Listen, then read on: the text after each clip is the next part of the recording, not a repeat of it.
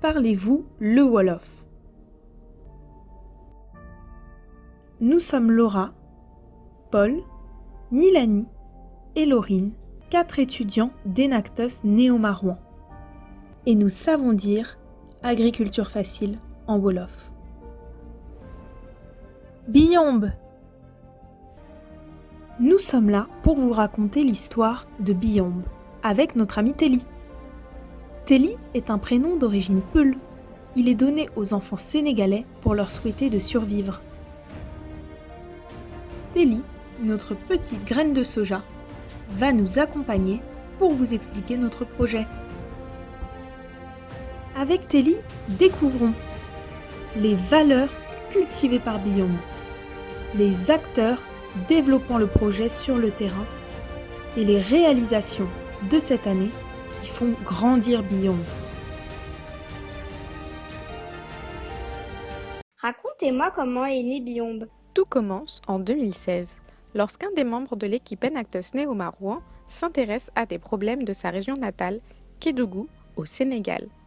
Il cherche à lutter contre la malnutrition, augmenter le niveau de vie général de la population et améliorer la santé et le bien-être de la population locale. Biyomb naît de la rencontre entre l'équipe Enactus et les frères François et Xavier Laurent. L'un est docteur, spécialisé dans la lutte contre la malnutrition infantile, l'autre est agriculteur et expert dans la culture du soja. Après plusieurs années de travail en Afrique, avec leur connaissance du terrain, ils ont élaboré une recette de farine très nutritive à base de soja, la farine Bamisa, composée de céréales et légumineuses grasses, de petits milles, de soja et d'arachides grillés. Cette alimentation d'appoint suit les recommandations de l'OMS, qui préconise de donner des bouillies de haute densité protéino-énergétique, fluides et consommables dès 6 mois. Il y a 50 kcal de plus dans un bol de bouillie Bamisa que dans un bol de bouillie de Niébé. Depuis 2016, l'objectif de Biyomb est de développer une culture locale du soja pour réduire la malnutrition infantile et viser l'autosuffisance économique de la région de Kédougou. Chaque année, l'objectif d'Enactus Néo-Marouan est de fédérer un ensemble d'acteurs autour du projet afin qu'il germe. Nous avons un rôle de catalyseur au sein de Biyomb. Ainsi, nous accélérons le développement de Biyomb sans faire partie de l'équation production, transformation, distribution.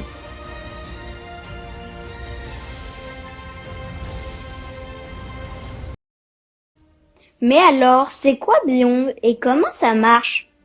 Le modèle économique de Biyomb contribue à la lutte contre la malnutrition des enfants dans la région de Kédougou au Sénégal, durablement et sans dépendance extérieure. Tu sais Telly, le credo de Biyomb est de faire prospérer un modèle économique 100% sénégalais. Il s'agit d'un cercle vertueux en 3 phases, production, transformation et distribution. Regarde Telly. Tu es semé puis récolté par les agriculteurs de Salémata. Une fois mûr et récolté, tu es acheté par des groupements de femmes qui te transforment et t'incorporent au sachet de farine Bamisa. Les femmes vendent ces sachets de farine aux pharmacies, ONG locales ou structures de santé qui les distribuent aux familles de la région. Mais qui sont toutes ces personnes qui interviennent dans ma transformation? Les agriculteurs sont le premier maillon de la chaîne. Ils produisent. Ils sont membres de la JAS, Association des jeunes agriculteurs de Salémata, et sont encadrés par Boubacar Diallo, l'un des premiers acteurs sénégalais impliqués dans Biyomb. Aujourd'hui, 15 agriculteurs travaillent dans 12 villages pour te récolter. Ils possèdent au total 15 hectares dédiés à ta culture.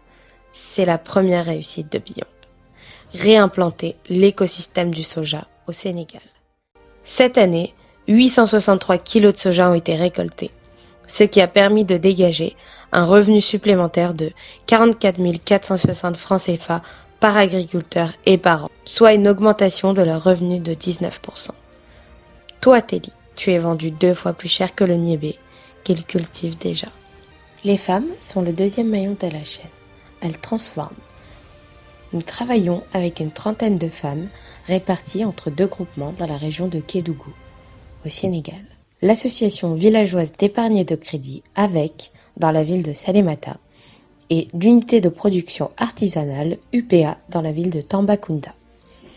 Entre octobre 2019 et mars 2020, ces femmes ont produit 2785 sachets de farine destinés à la vente. Cela a permis de dégager un revenu complémentaire de 20 588 francs CFA par femme et par an. Les structures de santé locales sont le troisième maillon. Elles distribuent. Il s'agit de dispensaires de santé comme celui de Mékhé ou de pharmacies comme celle de Dar Salam et Salémata. Cette année, les structures de santé locales ont acheté 2785 sachets, ce qui équivaut à sortir 510 enfants de la malnutrition. C'est aujourd'hui sur ce troisième maillon de la chaîne que nous travaillons le plus.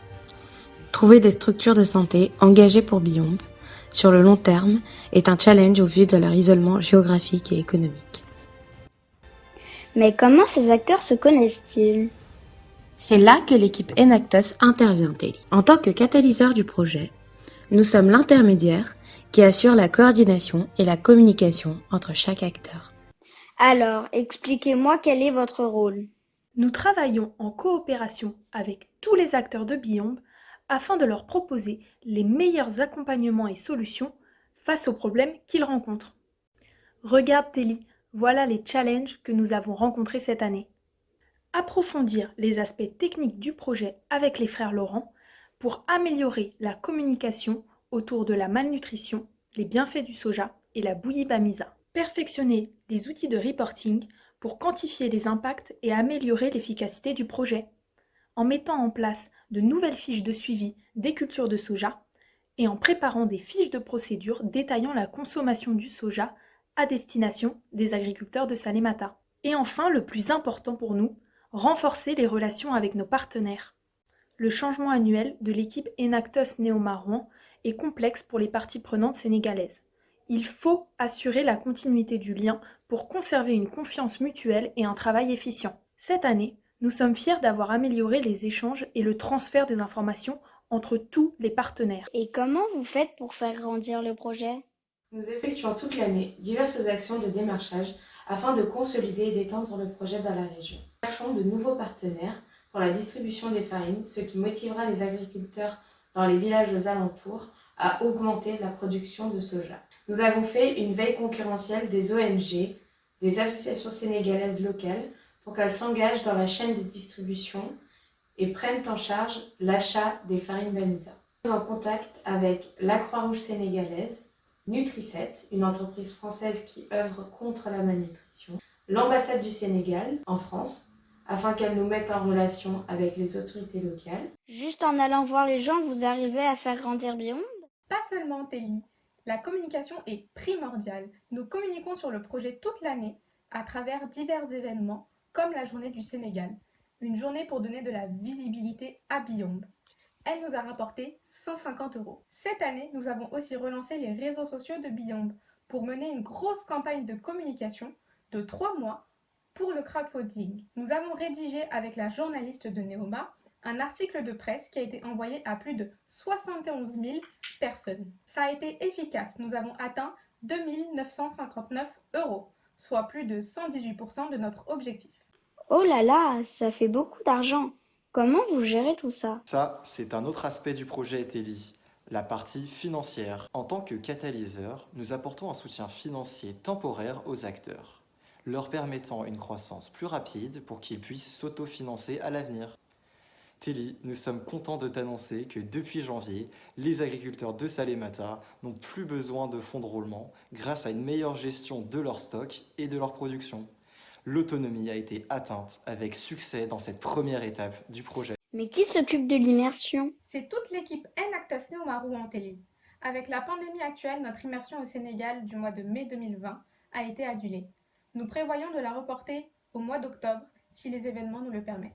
Nom d'une graine. Et que comptez-vous faire pendant cette immersion? Investir dans des biens utiles à nos partenaires. Le suivi des cultures et les échanges réguliers avec le président de l'association des agriculteurs nous permettent d'identifier des axes d'amélioration. Nous allons donc acheter des pluviomètres pour semer le soja au moment optimal, investir dans du grillage ou des épineux pour empêcher la divagation des chèvres venant manger les pousses de soja. À l'avenir, l'achat de ces biens indispensables au fonctionnement du projet sera pris en charge par les acteurs sénégalais. 2. Faire évoluer le cadre légal du projet. Notre ambition est de procurer l'équivalent d'un code ciré à chaque unité de production artisanale de femmes. Elles seraient reconnues comme des entreprises à part entière et pourront bénéficier d'aides de l'État. Nous voulons contractualiser davantage avec les parties prenantes afin d'obtenir des informations à tous les niveaux de la logistique supply chain de notre cycle production, transformation et distribution. Renforcer le réseau de partenaires Biombe. Des agriculteurs de 3 villages ont rejoint cette année Biombe pour produire à leur tour du soja. Maintenant qu'ils ont été formés à la production de soja, nous devons les rencontrer pour les intégrer et les sensibiliser à tous les aspects du projet. L'empowerment de chaque acteur de Biombe est crucial. 4. Poursuivre la sensibilisation de la population aux bienfaits du soja pour qu'ils l'intègrent dans leur alimentation. Nous allons organiser des réunions afin de faciliter l'échange et le partage entre les acteurs de Biombe et les bénéficiaires. Nous comptons ainsi sensibiliser la population aux bienfaits de la bouillie Bamisa dans leur alimentation quotidienne. Cette communication sera renforcée par des interventions à la radio locale et lors des journées de vaccination dans la région. Travailler à rendre le projet 100% sénégalais.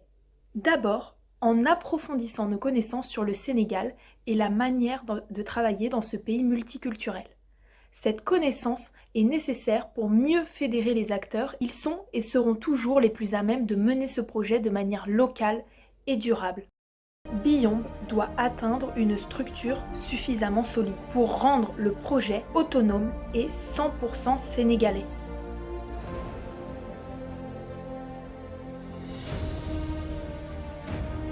Niofar,